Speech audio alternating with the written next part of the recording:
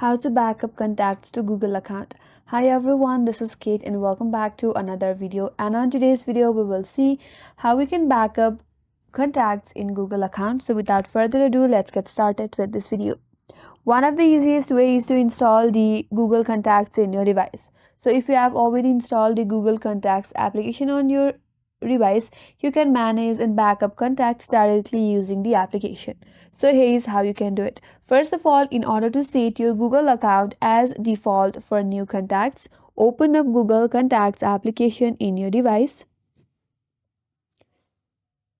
Tap on the profile icon at the top right and go to the contact settings.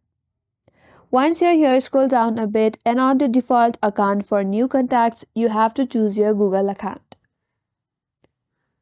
And from now on, all the contacts will be saved directly to your Google account. The second step is to sync existing contacts to Google. So for that, again, open up your Google Contacts.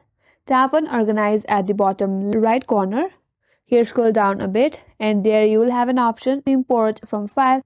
So there you have to choose import from file. After that, you have to follow some prompts and choose your Google account as the destination.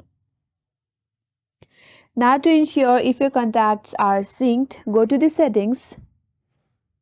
Once you're here, tap on the search bar and all you have to type is search for sync. And there you have Google Contact Sync. And from here also make sure that you have turned on the Sync Now features to sync your contacts immediately.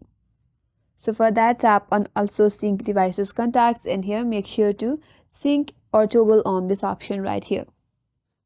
Now, in order to verify if your contact has been saved in your Google account or not, you have to open up a browser.